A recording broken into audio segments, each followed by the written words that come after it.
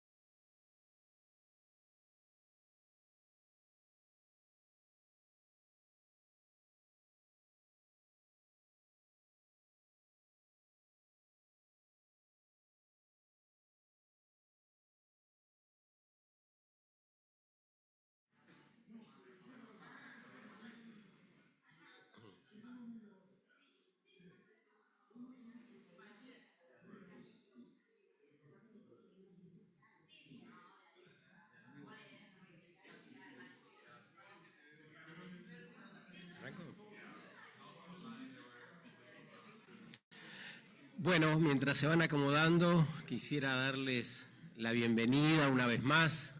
Es nuestro segundo encuentro, nuestro segundo día, propiciado por el Club de Roma, esta conferencia internacional, esta vez en Buenos Aires, para seguir avanzando, porque ayer fue muy interesante la descripción que apareció sobre la policrisis, las múltiples voces que nos acompañaron, la necesidad de reformular las economías, los modos de ver, qué estamos pensando y qué estamos sintiendo. Apareció con mucha claridad en buena parte de las exposiciones. Hoy vamos a ir a la acción. Nos reaviva la agenda que está prevista para que nos acompañe durante parte de la mañana y la tarde. No quiero dejar de mencionar las redes. Si ustedes quisieran robar parte de las conversaciones, alguna fotografía, es CDR ARG de Argentina, CDR Club de Roma Argentina. El hashtag es Regeneración en Acción y también pueden entrar al Club de Roma Internacional y al capítulo argentino en LinkedIn. El desafío, como les decía ahora, es desplazar un poco de la conversación ese diagnóstico, esa mirada, eso que apareció ayer, para así meternos en la exploración de horizontes alternativos. ¿Y cómo hacemos para congeniar nuestra vida, nuestros deseos, los proyectos, con la naturaleza? Estamos acostumbrados a articular entre las personas, entre las organizaciones. Nos falta articular con el resto de los reinos de vida y eso va a aparecer en parte hoy. Ayer Gisela Bertier decía que el problema no es el talento, sino la organización. Así que vamos a hablar de esta necesidad de reformular la organización. ¿Qué necesita América Latina para esa transición? ¿Qué liderazgos necesita? Y también, ¿qué haremos con los problemas de salud mental que exhiben nuestros dirigentes? En todos los campos, porque si después de la pandemia esa afección sobrevoló a muchas personas y organizaciones, ¿por qué no sobrevendría a los líderes en el mundo entero? Pero nos vamos a ocupar justamente hoy de ver qué pasa en la región que habitamos. Cómo reorganizar la economía, las decisiones colectivas para que sean más armónicas con los sistemas vivos. Han visto que las economías que transitamos parecen no haber sido diseñadas por el hombre, por el género humano, por las personas, porque no atienden la necesidad de las personas. Eso nos va diciendo todo el tiempo el Club de Roma y hoy vamos a profundizar. Y para abrir este camino invitamos a Eduardo Gudinas. Si querés ir subiendo, Eduardo, uno de los principales pensadores latinoamericanos en desarrollo, extractivismo y transiciones. Clave su trabajo justamente para cuestionar los modelos convencionales. Esta presentación va a contar además con los comentarios y la perspectiva de Iago Ayron. Te invito, Iago, también a ir acomodándote, cientista social, experto en economía y clima, enfocado en desarrollo sostenible y derechos humanos. Así que es un líder juvenil, ha estado en Greenpeace, entre otras organizaciones. Damos inicio a esta nueva conferencia con Eduardo inaugurando nuestro segundo encuentro. Bueno, buenos días a todas y a todos. Ahora tengo media hora.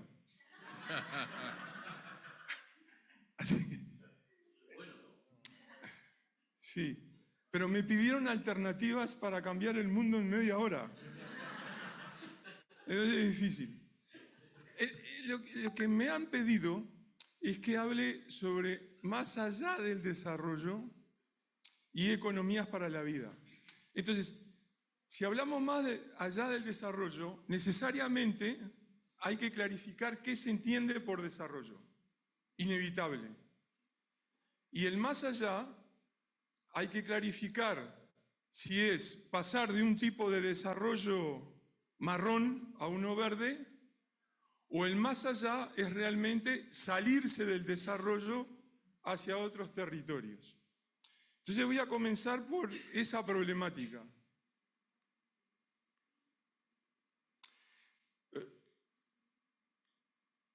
No miren, no miren. Va para adelante en vez de ir para atrás.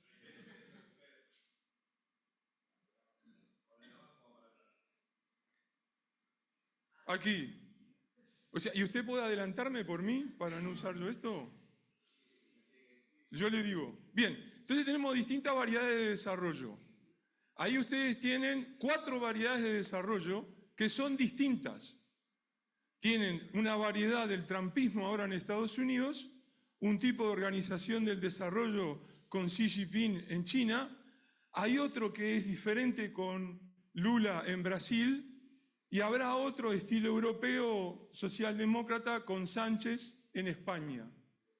No son idénticos, son diferentes, pero son todos variedades de desarrollo que comparten, siguiente, varios elementos. Solo voy a mencionar algunos por un tema de tiempo.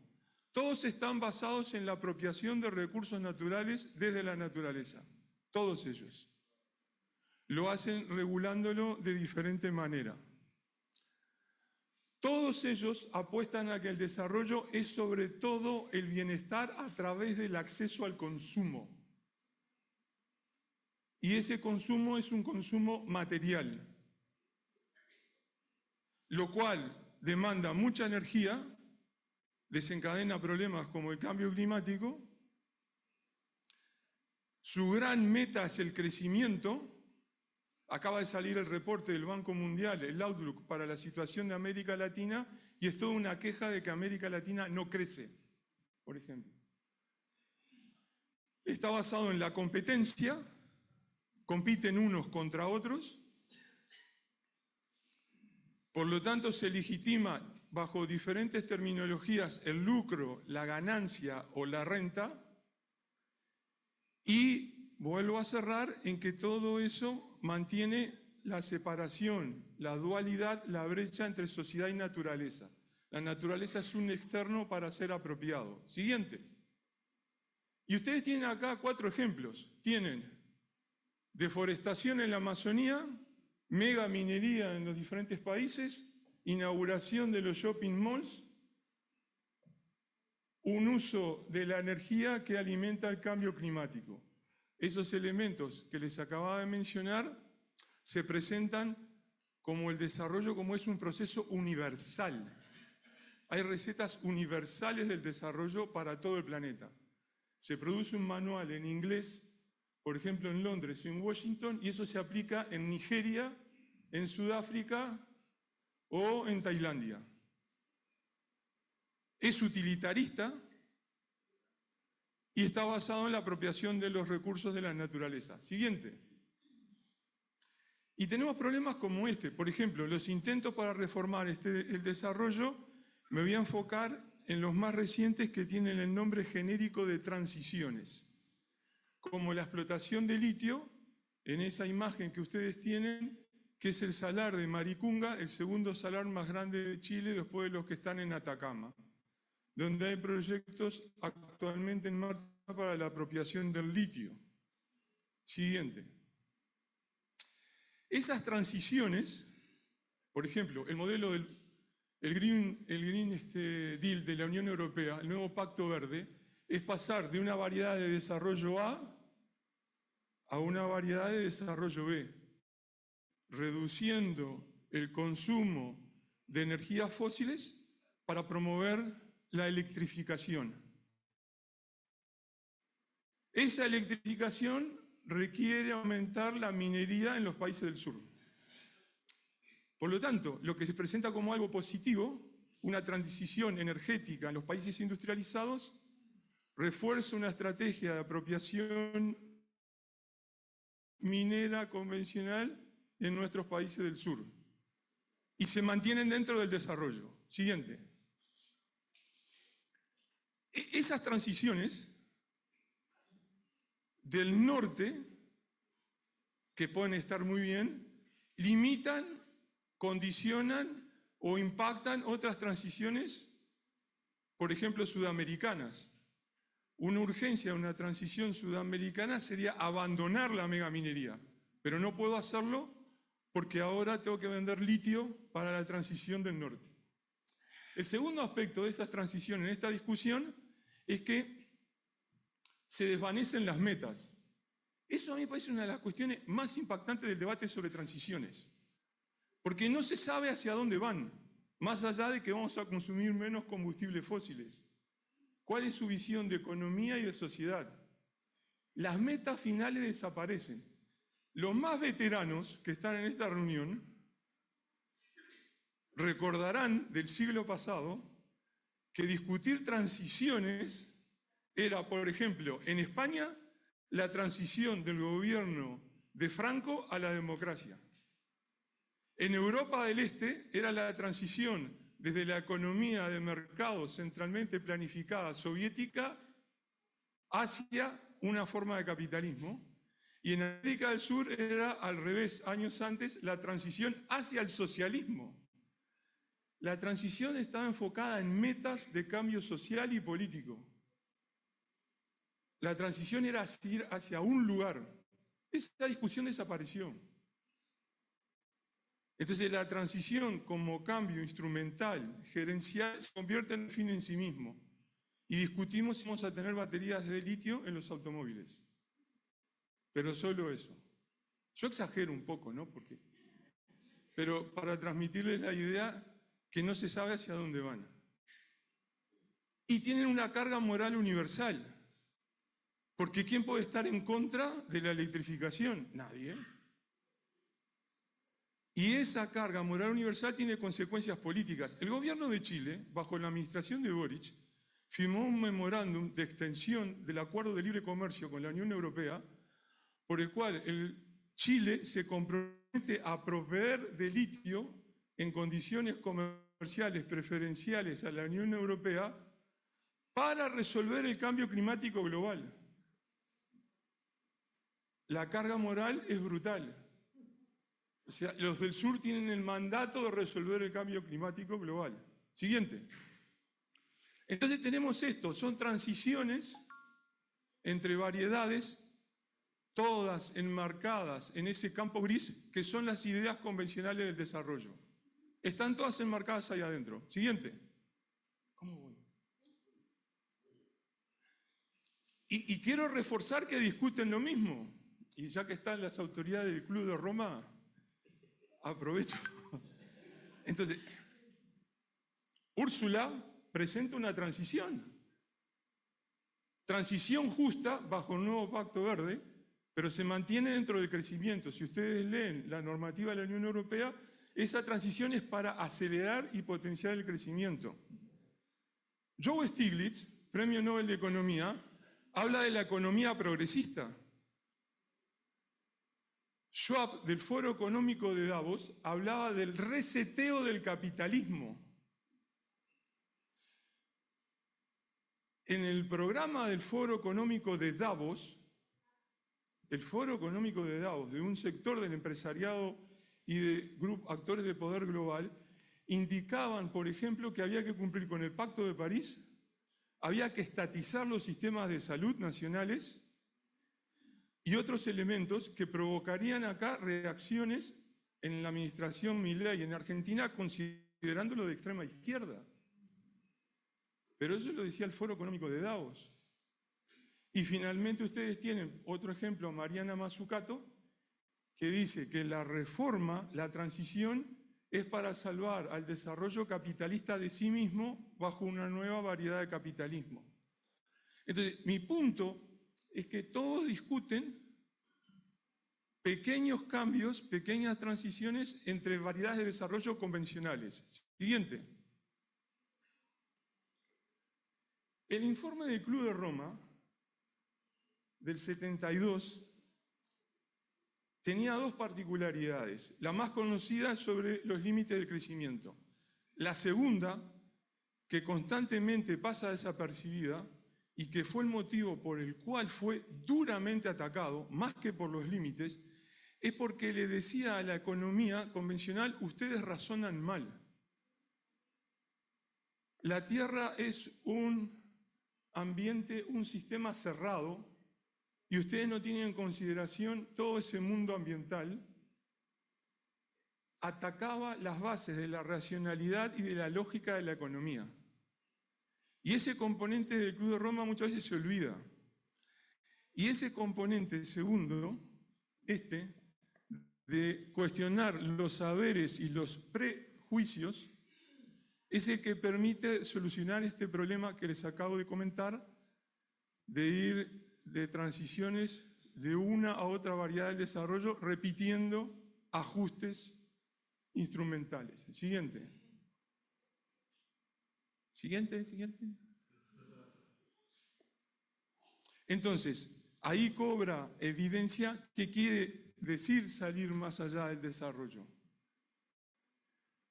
Stiglitz, el Foro Económico de Davos, el Pacto Verde de la Unión Europea, todos están aquí adentro, pasando de una variedad a otra. Nosotros tendríamos que ir más allá. Siguiente. Siguiente. Primer punto para ese cambio. El desarrollo está agotado. ¿Qué quiere decir agotado? Que no genera innovaciones adecuadas para resolver los problemas que produce. Y la particularidad es que los problemas que produce, por ejemplo el cambio climático, ya son tan graves que ya no hay tiempo para otro ensayo de ajuste, porque el concatenamiento de las crisis sociales y ambientales se ha agravado sustancialmente. Entonces el desarrollo está agotado. Ya se ha probado todo. Muy evidente aquí en América del Sur, porque en 20 años hemos tenido toda variedad de regímenes políticos, desde el socialismo del siglo XXI a extrema derecha. Y todos han repetido, son muy distintos, pero mantienen su esencia de cómo funciona el desarrollo como crecimiento. Siguiente. El propósito que ustedes me pidieron, y yo comparto, es qué cambios y alternativas se necesitan para asegurar la vida.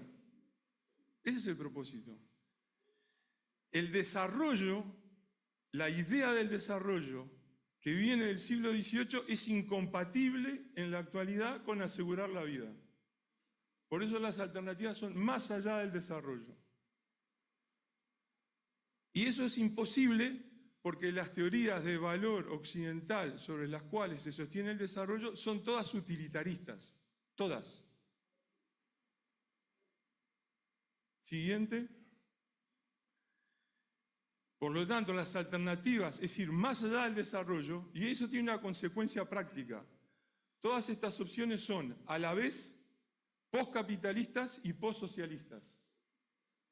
Porque las variedades, en términos genéricos, referidas al capitalismo o al socialismo, son todas parte de ese saber utilitarista de dualidad con la naturaleza y de aprovechamiento de los recursos. Siguiente. El problema más grave que hoy tenemos para enfrentar eso son los extractivismos. Es por lejos el problema más grave de América Latina. América Latina exporta 1.000 millones de toneladas de recursos naturales por año. Es una cifra brutal. Esos extractivismos tienen impactos locales que todos ustedes conocen y tienen además lo que se llama efectos derrame, que son cambios en las políticas públicas para hacerlos viables. Ejemplos, siguiente. Ejemplos concretos. Voy a empezar por la región andino-amazónica. Extracción ilegal de oro en el norte de Bolivia. En el medio de la Amazonía, de la nada, arman estos monstruos que son dragas para remover la arena de los ríos. Esto es dentro de una reserva de biosfera y un parque nacional. Son dragas chinas, manejados por un personero chino, con personal de seguridad armado colombiano en Bolivia, que alimenta el tráfico ilegal de oro. Siguiente. O sea, les quiero mostrar el mundo real de lo que está pasando, ¿no? Prostitución y tráfico de niñas y adolescentas para los campamentos mineros en Perú, en la selva. Raptan niñas o adolescentes para llevarlas a los campamentos. Siguiente. Son todos efectos derrame de los extractivismos. Represión armada militar contra estas actividades ilegales. El ejército ecuatoriano bombardea o dinamita los sitios de los enclaves mineros. Siguiente. Violencia armada de bandas criminales, entre ellos por acceso a los recursos naturales. Matanza de 13 mineros en Pastaza, en el norte de Perú, que dejan los cadáveres alineados dentro del socavón de la mina como ejemplo para que los demás mineros vean lo que les puede pasar si no obedecen al grupo armado. Siguiente. Y en Argentina también están los impactos locales y los efectos derrame. Ustedes tienen explotación en vaca muerta, fracking y hidrocarburos con enormes impactos ambientales, sociales y efectos derrame, monocultivos de soja, afectación de la salud, pérdida de biodiversidad y ahora la amenaza a los glaciares por expansión de la minería. Entonces, los ejemplos que les di de la región andino-amazónica tienen correlatos también, por ejemplo, en Argentina. Siguiente. Entonces, ¿cómo funcionaría una alternativa? Eso es lo que ustedes me pidieron. Súper esquemático de cómo funcionaría una alternativa de una economía para la vida más allá del desarrollo. Este es el patrón de exportaciones de Argentina. Tomé el ejemplo argentino. Desde el año 1900 al año 2016, la gráfica va hacia abajo porque son salidas netas de recursos naturales hacia la globalización. Ustedes están en un promedio de 100 millones de toneladas por año exportadas a los mercados globales como agroalimentos, minerales y en algún momento como hidrocarburos. Esa es la base del extractivismo. Siguiente. Estos extractivismos actuales son extractivismos depredadores. 100 millones de toneladas. Siguiente. Mi primer paso en una alternativa es orientar las transformaciones a, simultáneamente, erradicar la pobreza y asegurar que no haya más extinciones de especies, asegurar el patrimonio natural. Aquí esto tiene un truco. Los dos objetivos tienen la misma importancia. No repite lo de los organismos internacionales que sostienen, primero reduzco la pobreza y después si me sobra plata veo qué hago con el tema ambiental. Aquí los dos van de la mano. Cero pobreza y cero extinciones. Siguiente. Entonces, la base de lo que se llaman transiciones post-extractivistas, para salir más allá del desarrollo, incluyen dos componentes. Medidas de urgencia o de emergencia, en una primera etapa, y siguen por medidas de la transformación de las economías nacionales. ¿Qué quiere decir de urgencia y emergencia? Es que nosotros recibimos un país enfermo, y el país enfermo llega a la puerta del hospital, a la sala de emergencia, y hay que evitar que se muera en el momento. Entonces no es el cambio total que todos desearían, sino es evitar más muertes que no haya más tráfico de niñas, que no haya más contaminación o pérdida de diversidad por minería ilegal y así sucesivamente. Es como que tenemos a Til, llega enfermo después de una noche en el tango y lo tenemos que resolverlo y mantenerlo vivo para después curarlo de la enfermedad de fondo, que son las transformaciones. Siguiente. Entonces, en ese primer paso de las medidas de urgencia y de emergencia, vamos a pasar a 50 millones de toneladas por año. Reduzco las exportaciones de Argentina a la mitad. Siguiente. Entonces, yo tengo ahí los 100 millones que exporta Argentina. Viene el Club de Roma Argentina que tomó el gobierno, introduce una estrategia post-extractivista, siguiente, hace una moratoria de algunos emprendimientos mineros, reduce otro, se desploman las exportaciones de, por ejemplo, minería o de soya, se desploman.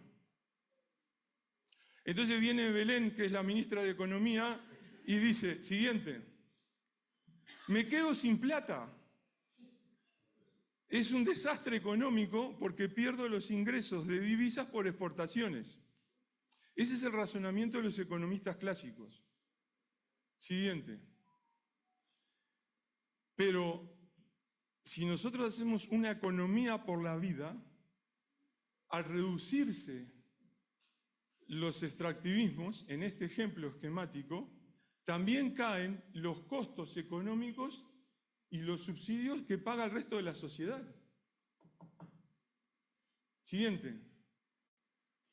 Y eso genera un ahorro neto de la transferencia del Estado, los municipios, la familia, a sostener este tipo de desarrollo que es insostenible.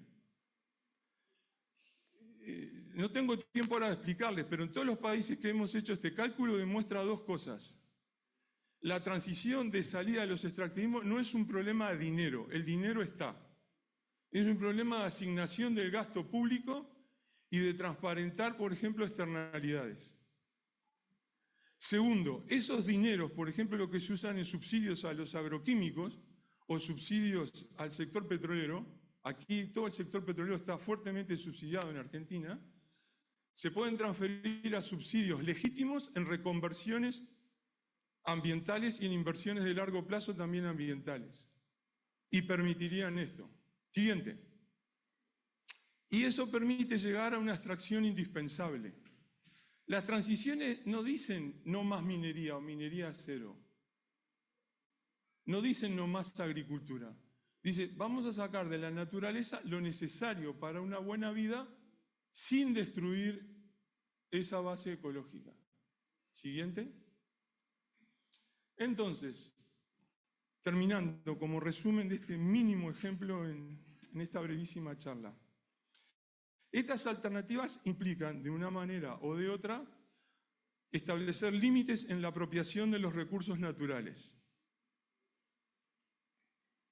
Estoy perfecto. Implica otra teoría del valor.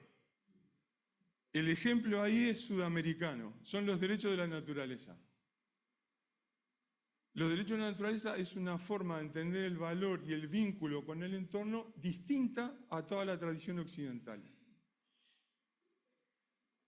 Por lo tanto, el tema del crecimiento desaparece como principio de ordenación y podría decirse que es un acrecimiento.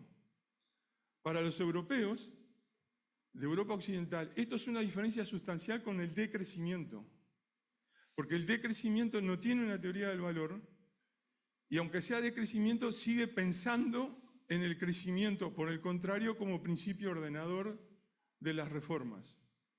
Y además es una muestra de realismo político, porque si usted, por ejemplo, tiene el Grupo de Barcelona que aterrizaría acá en Argentina a hablar de decrecimiento, la memoria social inmediatamente refiere a recesión, a crisis económica. Es políticamente inviable ese discurso.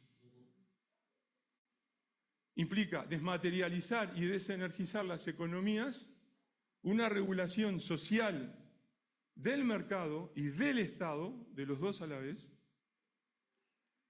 desandar la delegación democrática. Recuerdan, mi punto 1 de ayer tenía que ver con el deterioro de la política. Entonces, los efectos derrames, los extractivismos son posibles por el deterioro de la política. Una alternativa de reconstruir las políticas hacia la vida para asegurar la vida. Y promover fuertes sistemas de justicia social y justicia ecológica. Siguiente. Y eso implica un pensamiento propio.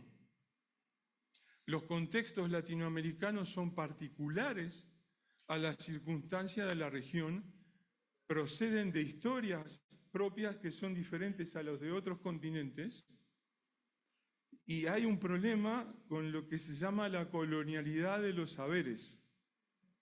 O sea, la repetición, la emulación, la necesidad de que te legitimen desde un saber del desarrollo universal, pero que realmente se hace desde algunos lugares. Requiere entender la subordinación global de nuestra región para poderla revertir y ganar en autonomía frente a la globalización. No es aislarse frente a la globalización, es ganar autonomía frente a la globalización. Este tipo de principios son los que alimentan el ejercicio súper resumido que les presenté de cómo se podría reorganizar en una alternativa concreta, por ejemplo, el sector extractivo de Argentina, para pasar de ese extractivismo depredador a una extracción indispensable. Siguiente. Y ahí tienen mis contactos. Muchas gracias.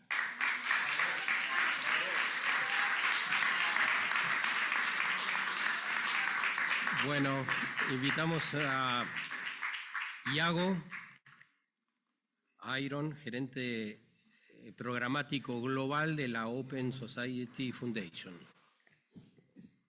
Mil gracias. Yo quedo con la tarea fácil porque el profesor ya dice todo. No, primeramente, mil gracias por la invitación de estar acá. Gracias al Club de Roma, a ti, a todos. Y en el segundo, muy feliz de estar en este panel con tu profesor. Yo ya te dije que tuve la oportunidad de te escuchar en la Universidad de São Paulo cuando estaba presentando la visión de la teoría biocéntrica, y es como muy feliz de poder tener la oportunidad de escuchar. Y finalmente, feliz de estar en Buenos Aires, Argentina, porque tengo muchísimos amigos acá, algunos de ellos en la audiencia hoy, y estamos quedando viejos amigos también, que conocí el movimiento de juventud hace más de casi 15 años, entonces súper feliz. Bueno, me presento, como puede ver, yo soy brasileño, con mi acento brasileño, pero más que brasileño, baiano, de Bahía, el departamento más lindo de Brasil. Perdón los brasileños que están acá, pero es la verdad. Entonces, yo tengo una trayectoria en el movimiento climático desde mis 13 años, voy a ser 33 en 2 meses, entonces casi 20 años hablando de cambio climático y nuevas formas de desarrollo, pero también más allá de desarrollo. Y vengo desde movimientos sociales hasta estudiar ciencias sociales en la Universidad Federal de Recôncavo de Bahía y trabajando en organizaciones nacionales e internacionales. Hace 6 años que me metí en la filantropía, no porque me encanta la filantropía muchísimo, pero porque fui captador y sé cómo es la dificultad de captar dinero para hacer lo que debemos hacer localmente.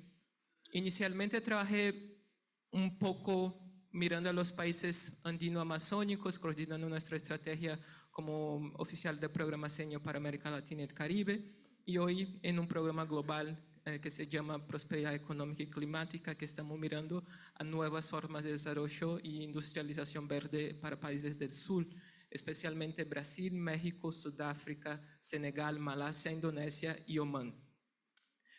Yo pensé y compartí un poco con los organizadores de comentar tu presentación en 2 partes. Primero, sacar 2 minutos para decir qué hago yo en la fundación, porque yo sé como captador también, toda vez que alguien de una fundación habla, siempre tiene esa visión de, y ahí, dinero, ¿qué hace? ¿Cómo puede tener acceso al dinero? Entonces voy a hablar como 1 minuto y medio acerca de lo que financio y tengo algunas preguntas para usted después, profesor.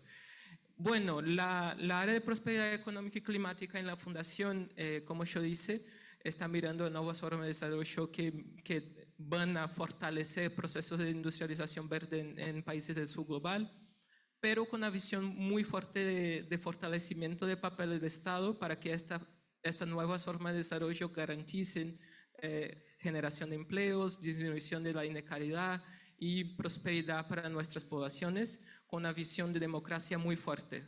No sé cuánto conocen a Open Society, pero somos una organización de democracia, derechos humanos y justicia. No somos una organización per se de justicia ambiental o cambio climático, entonces tenemos muy fuerte la participación social en nuestras donaciones. Y específicamente yo, la parte que coordino está vinculado a una área que se llama coaliciones, que básicamente es la conexión entre movimientos sociales, organizaciones climáticas, sindicatos y también asociaciones del sector privado en sectores estratégicos que están comprendiendo que es importante garantizar el fortalecimiento del papel del Estado en algunos sectores para garantizar los mínimos de una transición justa. Entonces, esto que financió, si ustedes hacen un poco de esto, feliz en hablar un poco después. Bueno, profesor, usted habló de una visión de desarrollo más allá que el desarrollo. Entonces, uno de los grandes puntos que trajiste usted es la importancia de la regulación del Estado y del mercado. Y como yo dije, una gran parte de mi trabajo hoy es pensar el papel del Estado, y ahí tengo un montón de trabajo, un ejemplo para pensar el poder de las compras públicas, de reformas fiscales, para garantizar esa transición de una forma más importante para las poblaciones. Me gustaría escuchar un poco qué regulación sería esta a partir de su visión y cómo podemos hacerla. Esta es la primera pregunta.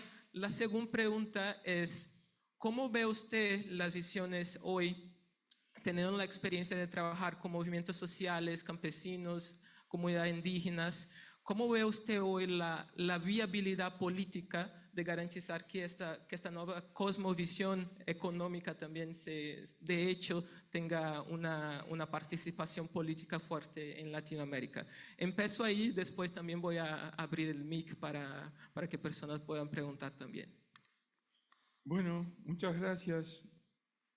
Él es de Bahía, mi esposa es del sur de Brasil, que es el estado más lindo de Brasil.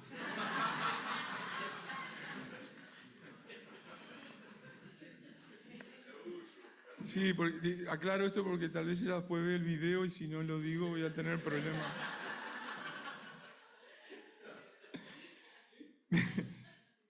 En la regulación del Estado y la construcción política del Estado, en estas transiciones que exploramos, vemos varias capas.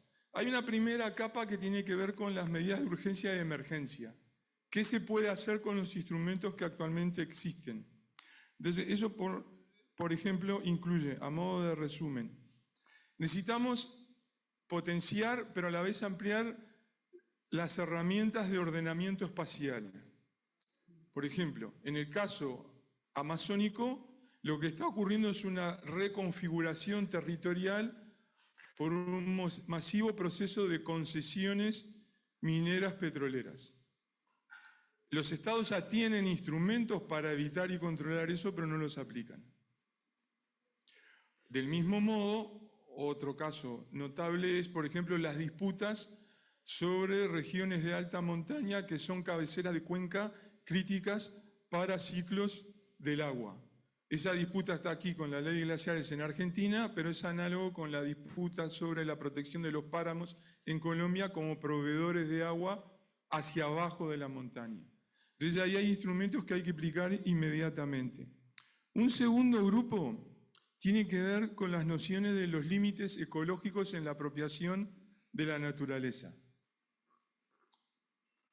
que contamos con la información científica en casi todos los casos para poder establecer hasta aquí se puede llegar con la expansión agropecuaria, por ejemplo, pero no más, porque eso destruiría la base ecológica o la funcionalidad de los ecosistemas.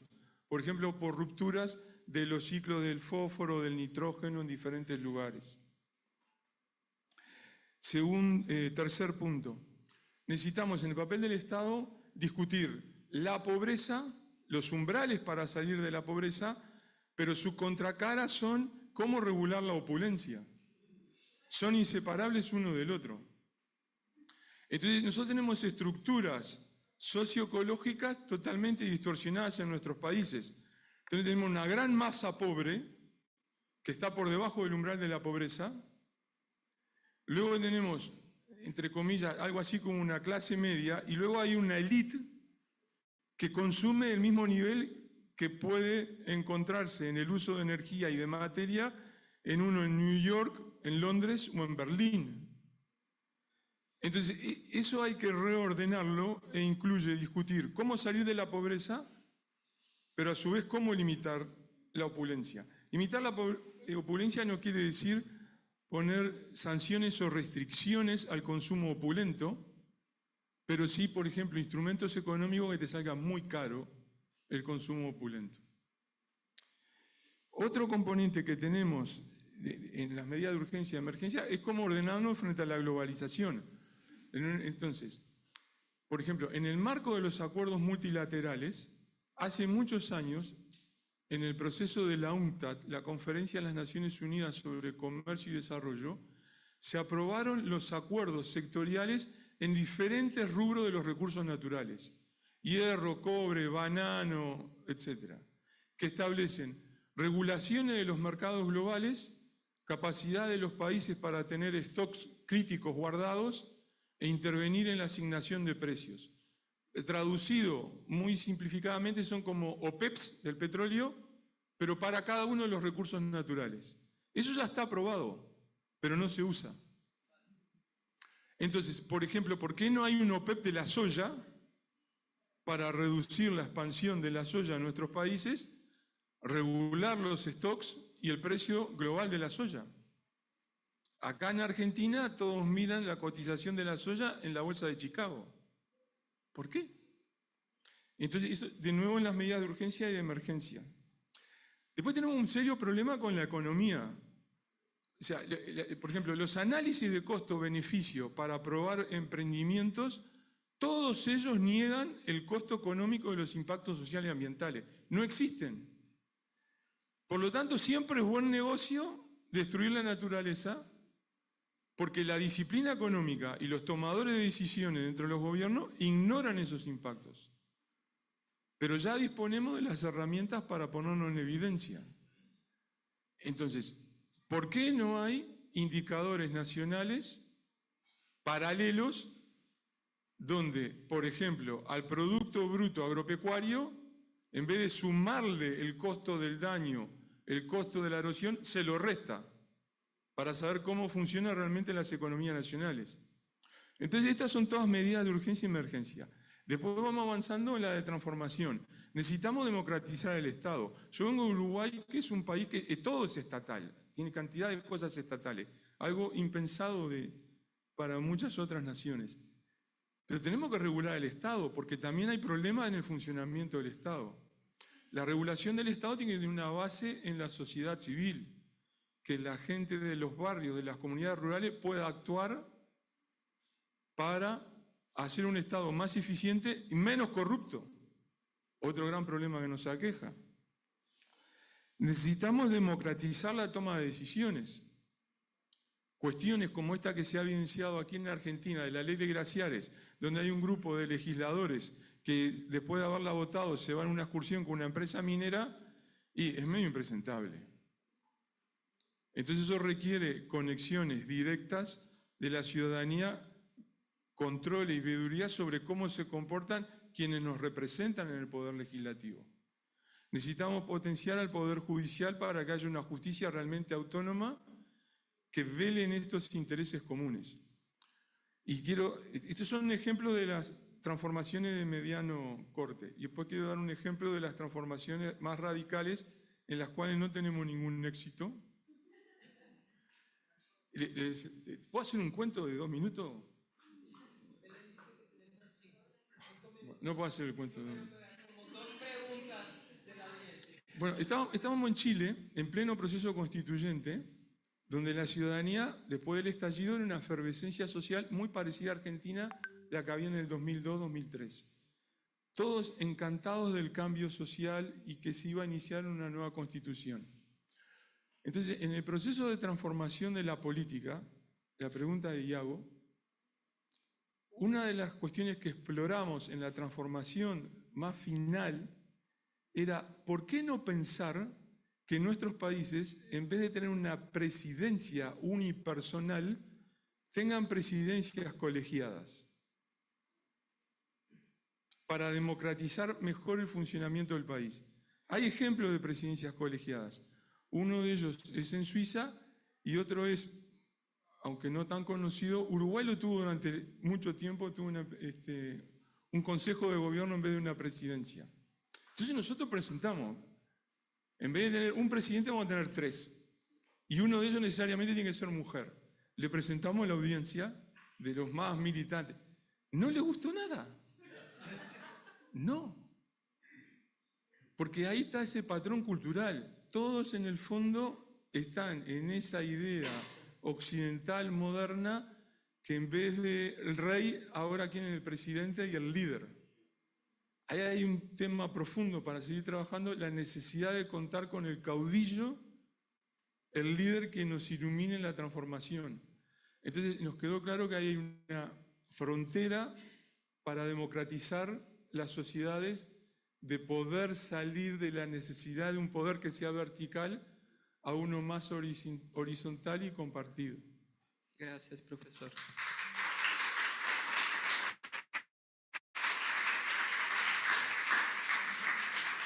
Entonces, 3 minutos para 2 preguntas muy rápidas y la respuesta. Entonces, me ayuda, porfa, Belén. Tenemos acá primero ella, levantó la mano primero, y allá, al fondo. Tengo muchas preguntas porque quedan de ayer, porque de ayer resonó fuerte. Encantada, Gracias por compartir también, porque nos trae mucha, como a mí por lo menos, aliento y motivación para el momento crítico que estamos viviendo en Argentina, ¿no? Porque si hablamos de temas de orden político, acá hay carencia total y como que es difícil como visualizar a futuro cómo encontrar una dirección, ¿no? Ayer en la pantalla había muchas. La primera que me quedó de ayer es la alegalidad. Digo, la ley de esta conversación, no conversación en el Congreso se basaba todo en alegalidad, con lo cual construir desde una visión del mundo que mira la alegalidad como mecanismo de construcción tan asimétrico es difícil, pero como había quedado en el aire algo como una organización latinoamericana en el aire, voy a decidirme por preguntar por la estrategia radicalizada, que es me parece que es la que deberíamos escuchar hoy. ¿Está bien? ¿Podemos usar ese minuto? Porque sería un aliento. ¿Cómo es tu nombre? Mi nombre es Valeria Baud, trabajo en forma independiente en una consultora llamada Indiolab y hago proyectos de triple impacto para empresas y trabajo en el territorio también con comunidades indígenas, rurales y en temas de alimentos. Gracias. Chévere. La segunda pregunta me ayuda. Son muchas manos, no vamos a poner tener todas allá.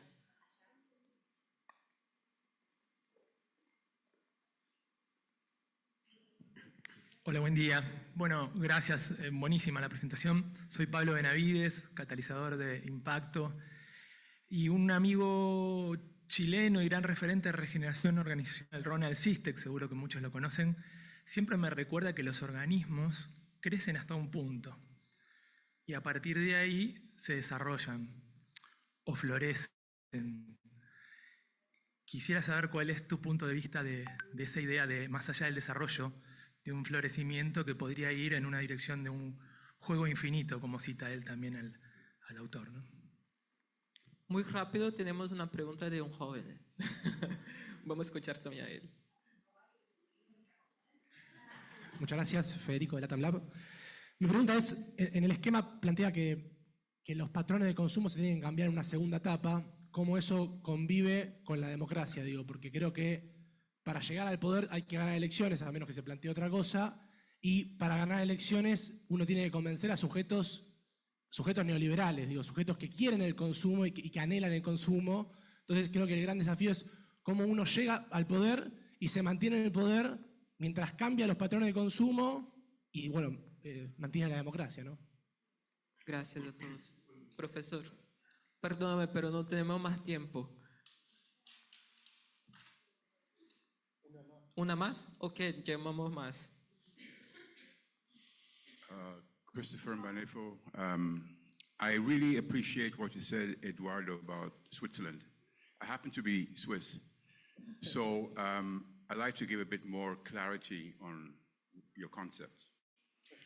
The reason why Switzerland works is because the concept of democracy is based on a consensus. So the consensus is reached in the legislature of most countries. You have a parliament, you arrive at a conclusion based on a consensus. When you go to the judiciary, initially you have one judge. When you escalate to the top, to the Supreme Court, again, you have a council. So the consensus of the principle of a consensus is also met. But when you come to the executive branch of most so-called democratic systems, that's where the principle of consensus is not met. And so in Switzerland, what we have is that on the municipal level, we do not have one mayor, it's a council. On the provincial level, we do not have a governor, it's a council. And on the federal level, likewise, we have 7 members of a council. And just for you to appreciate, Switzerland is a multi-ethnic, multilingual, multi-religious society, which makes it very complex. If we had one president or one prime minister, Switzerland would not exist next week. And so the minorities are also represented. We have 4 national languages, 4, of which the 4th language, Rätoromanche, is only spoken by 40,000 people. So there is no concept of domination. And that's the reason why Switzerland is stable. Because when we have elections, only a certain number of people will be replaced within a council. And so we are able to make long-term strategic planning, which is very difficult in an economic setting. Every 4 years, there's another election coming up. Nobody knows what's going to happen in Brazil next year. This is a problem. So the question is basically, can you try to continue to implement this concept? And I want to spread this, this concept to my brothers and sisters here as well. Thank you very much. So much. Profesor. 5 minutos. No, menos. Bien, vamos a empezar con la última pregunta. Todo lo que dijo se aplica a nuestra región. Somos multiculturales, hay múltiples pueblos de origen y estas transiciones no niegan que va a haber problemas. Lo que yo les planteaba son modos para manejar los problemas de otra manera. Dando un paso más, con la pregunta de la democracia. Por eso son transiciones. Son transiciones porque hay que ir convenciendo paulatinamente a otros sectores de la sociedad de que hay un cambio posible. Yo tengo una visión un poco distinta, más matizada. Ciertamente que, como expresé, hay apego fuerte por el consumo material, pero la gente también está cansada de los problemas. Ustedes que están acá cerca, vayan a la estación de tren que está aquí cerca y vean cómo viaja el pueblo en el sistema de transporte público. Es agotador. Por lo tanto, la gente también está cansada de un estilo de vida que le promete que mañana va a tener bienestar, pero que no se logra en el día de hoy. Esa es una gran ventaja para nosotros. También quiere decir que hasta ahora las propuestas que hemos presentado no son lo suficientemente atractivas y que la ciudadanía vea que son manejables, posibles. Por eso siguen repitiéndose las transiciones entre distintas variedades de desarrollo dentro de lo que ya conocemos. El cambio radical para mí parte con lo que ustedes podrían denominar los conceptos de valor, los conceptos de sujeto, etcétera, que en la terminología que nosotros usamos se engloban bajo el paraguas del biocentrismo.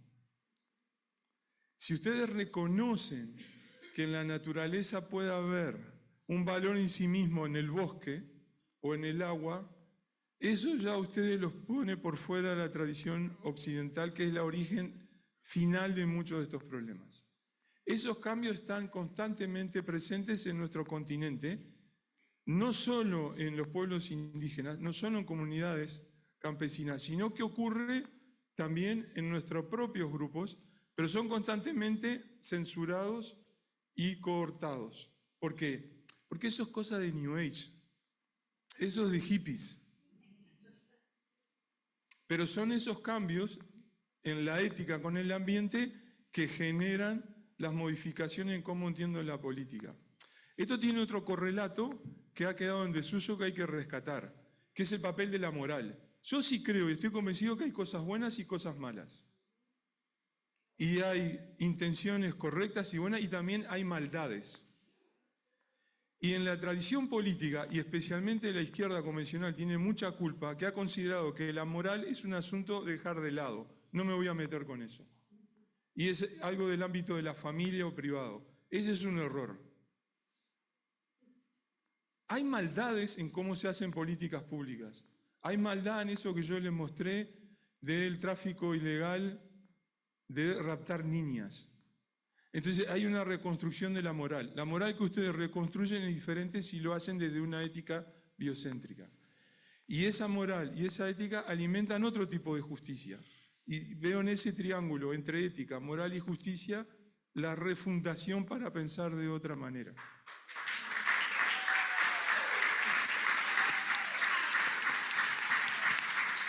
Gracias, profesor. Bueno, muchas gracias. Muchas gracias a los dos por dejarnos, tan encendidas, la necesidad de transformar tantas cosas, el amplio abanico que nos abrieron, las democracias, la participación, los liderazgos, la justicia, revisar esto que decía finalmente Eduardo, ¿no? Las conductas éticas y morales que nos damos. La participación ciudadana. La sesión que sigue nos va a proponer ya un encuentro con una propuesta orientada, no solo para comprender la complejidad, sino para volverla justamente más gobernable. Nos acompañan en esta conversación Till Kellerhoff, Patricia Aguirre, los invito a que vayan subiendo, Juan Ignacio Bonfiglio, María del Carmen Tamargo, Gustavo Barbarán y Igor Oliveira.